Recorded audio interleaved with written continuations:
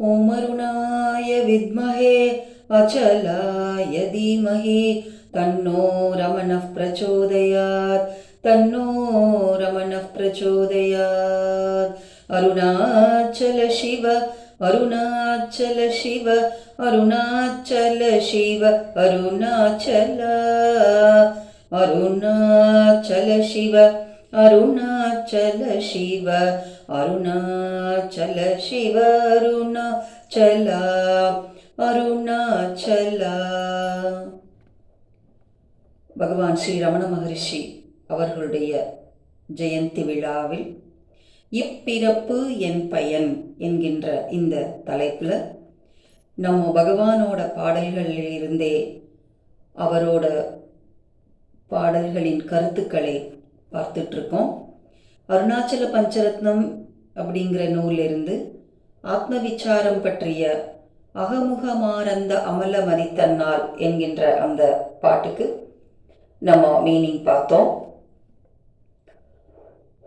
இந்த ஆத்ம விசாரம் அகமுகமாரந்த அமல மதித்தன்னால் எவன் ஒருவன் தன் மனதை உள்முகமாக திருப்பி தேகமே நான் என்று எழுகின்ற அந்த எண்ணங்களை ஆராய்ந்து ஆத்ம ஜோதியை அறிந்து, அவ்வாறு அறிந்தால் அவன் என்ன ஆவான்?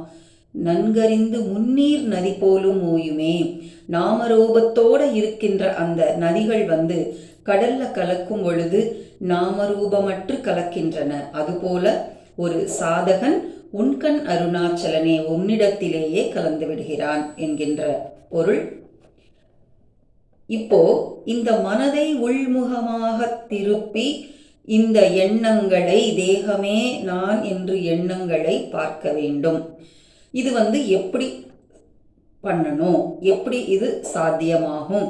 நம்ம எல்லாம் உலக விஷயங்கள்ல நிறைய ஈடுபட்டு இருக்கோம். இப்போ ஒரு சாதகனுக்கு அபியாசம், வைராகியம், இந்த இரண்டுமே ரொம்ப முக்கியம் இல்லையா? இப்போ ஒரு காரியம் பண்ணணும்னு நினைக்கிறோம், அந்த வைராகியம்ங்கிறது முக்கிய ஸ்தானமா இங்க இருக்கு. 3 வித வைராகியம் இருக்கு. மந்த வைராகியம், தீவிர வைராகியம், தீவிரதர வைராகியம். மந்த வைராகியம்னா நம்ம இப்போ பண்ணலாம் அப்படின்னு நம்ம நினைக்கிறோம், ஆனால் பண்ணுறதுக்கு ரெடி பண்ணிட்டு பண்ணாமல் இருக்கிறது. அப்புறம் அந்த காரியத்தை கொஞ்சம் பண்ணிட்டு முடிக்காம வைக்கிறது தீவிர வைராகியம்.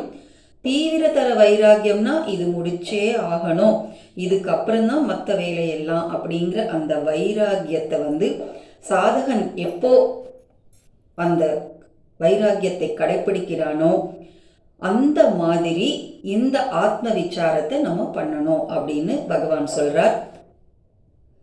உள்ளது 40 என்கின்ற நூல் பகவான் எழுதிய ஒரு அற்புதமான 40 பாடல்களை கொண்ட ஒரு வெண்பா.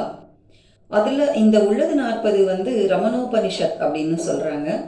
அதுல ஒரு பாடல், எப்படி நம்ம இந்த தீவிரதர வைராகியம் அப்படிங்கிறது நம்ம எப்படி கடைப்பிடிக்கணுங்கிற ஒரு கான்செப்ட் இந்த பாடல்ல கொடுத்துருக்குறாங்க. எழும்பும் மகந்தை எழுமிடத்தை நீரில் விழுந்த பொருள் காண வேண்டி முழுகுதல் போல் கூர்ந்தமதியால் பேச்சு மூச்சடக்கிக் கொண்டுள்ளே ஆழ்ந்தறிய வேண்டும் அரிப்பினம் போல் அரிப்பினம் போல். எழும்பும் அகந்தை எழும் இடத்தை, இந்த அகங்காரம், இந்த தேகாபிமானம் அப்படின்னா இந்த தேகமே நான் என்று எழுகின்ற எண்ணங்கள் தான். அகந்தை எழும் இடத்தில் இது எங்கே எழுகின்றது என்று மீண்டும் மீண்டும் நம் மனதை உள்முகமாக திருப்பி நிர்மலமான மனதால் அந்த மாதிரி பார்க்கும் பொழுது எப்படி பார்க்க வேண்டுமா? நீரில் பொருள் காண வேண்டி மூழ்குதல் போல். இப்போ ஒரு தொட்டியிலையோ ஒரு குளத்திலேயோ ஒரு பொருள் விழுந்திருக்கு, விலை மதிப்புடைய ஒரு பொருள் விழுந்திருக்கு. நம்ம அப்படியே விட்டுருவோமா? இல்லை. நம்ம எப்படியாவது அதை அடையணும்னு பேச்சு மூச்சு அடக்கி உள்ள போனாதான் அந்த விலையுயர்ந்த பொருளை நம்ம எடுக்க முடியும். அதே மாதிரி ஒரு சாதகனுக்கு அபியாசம், வைராகியம்ங்கிறது ரொம்ப முக்கியம். அதே வைராகியத்தோட பேச்சையும் மூச்சையும் அடக்கிக் கொண்டு அந்த பொருளை எடுப்பது போன்று ஒரு சாதகன் மீண்டும் மீண்டும் அந்த உணர்வை பழகி பழகி வெற்றியடைய வேண்டும் அப்படின்னு சொல்றார். பேச்சு மூச்சு அடக்கி கொண்டுள்ளே ஆழ்ந்து அறிய வேண்டும். சும்மா ஒரு தடவை 1 நிமிஷம் 10 நிமிஷம் உட்கார்ந்தா போதாது. நம்ம மனசை உள்முகமாக திருப்பி மிகவும் தீவிரதர வைராகியத்தோடு நம்ம அந்த தேகாபிமானம் எழுகின்ற எண்ணத்தை அறிந்தால் நம்ம ஆத்ம சக்தியை உணரலாம் அப்படின்னு சொல்றார் பகவான். இதை எப்படி சொல்றாருன்னு அக்ஷரமான மாலை, திரும்பி அகம் தன்னை தினமாக கண்காண் தெரியும் என்றனை அருணாச்சலா. இது எப்பவாவது ஒரு நாள் பண்ணக்கூடாது, டெய்லி பண்ணணும். தினம் அகக்கண்காண், மனதை உள்முகமாக திருப்பி நீ பார்க்க வேண்டும். அப்படி பார்த்தால் தெரியாது, தெரியுமா, தெரிகிற மாதிரி இருக்குன்னுலாம் சொல்லலை, தெரியும் அப்படின்னு ஒரு உறுதியோட பகவான் சொல்றார். தெரியும் என்றனை அருணாச்சலா.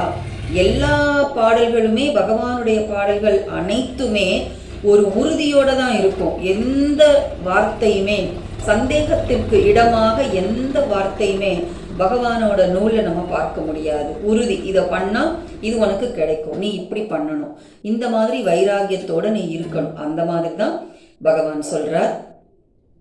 இப்போ நமக்கு எல்லா விஷயம் தெரியும்னு சொல்றோம், அது தெரியும் இது தெரியும் சொல்றோம்.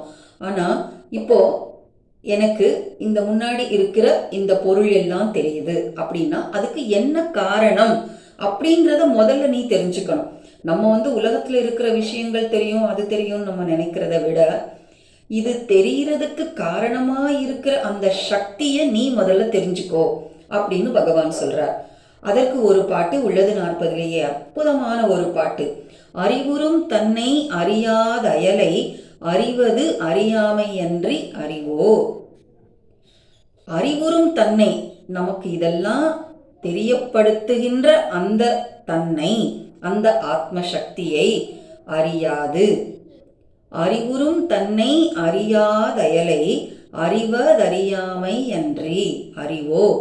அறிவயற்கு ஆதாரம் தன்னை அறிய, இந்த அறிவுக்கு ஆதாரமாக இருக்கின்ற தன்னை அறிய, தன்னில் இருக்கின்ற அந்த சக்தியை அறிய. அறிந்தால் என்னாகும்? அறிவறியாமை அருமே. அறிவும் அறியாமையும் அற்ற இடம்தான் அந்த இருப்பு அப்படின்னு அற்புதமா இந்த பாடல்ல நம்மை அறிவதற்கு, நாம் வெளி விஷயங்களை அறிவதற்கு காரணமாக இருக்கின்ற அந்த ஆதார சக்தியை நீ அறிந்தால்தான் நீ அறிபவனாக இருக்கிறாய் அப்படின்னு ரொம்ப அற்புதமா சொல்றார். இதே மீனிங்ல ஆத்ம வித்யா கீர்த்தனம் அப்படின்னு பகவான் ஒரு பாடல் அற்புதமா எழுதியிருக்கார்.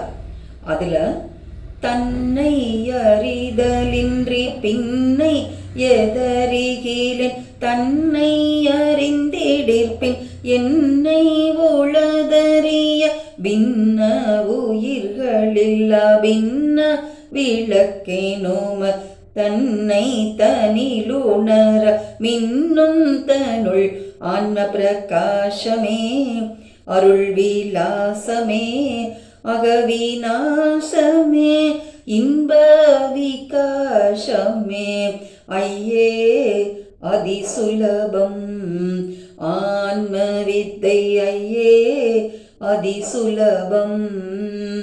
ஆன்ம வித்தை ரொம்ப சுலபம்னு சொல்றா. தன்னை அறிதலின்றி பின்னை எதறிகிலேன், என்ன தெரிஞ்சுக்காம வேற என்ன தெரிஞ்சு என்ன பண்றது. தன்னை அறிந்திடிற்பின் என்னை உளதறிய, அதை அறிந்தால் தன்னை அறிந்திடில் அப்புறம் என்ன இருக்கு இந்த உலகத்துல அறிவதற்கு. பின்ன உயிர்களில் அபின்ன விளக்கெனும், இந்த உலகத்தில் இருக்கிற எல்லா பின்ன பல எல்லா உயிர்களிலும் இருக்கின்ற அந்த விளக்கு, அந்த ஆத்ம ஜோதியை எப்படி உணரணுமா? தன்னை தனில் உணர, எல்லா உயிர்களிலும் இருக்கிற அந்த ஆத்ம சக்தியை தன்னை என்னிடத்தில், நான் என்னிடத்தில் பார்க்க வேண்டும். அந்த மாதிரி பார்க்கும் பொழுது என்ன ஆகுமா? மின்னும் தனுள் ஆன்ம, ஆன்ம பிரகாசம் அப்படியே ஒளிர்கிறதுங்கிற வார்த்தை சொல்லலாம், மின்னுகிறது அப்படின்னு சொல்லலாம். எப்படி ஆத்ம பிரகாசமே அருள் விலாசமே, அதுதான் இறைவனோட அருள். அகவிநாசமே, அகந்தையை அழித்தல்.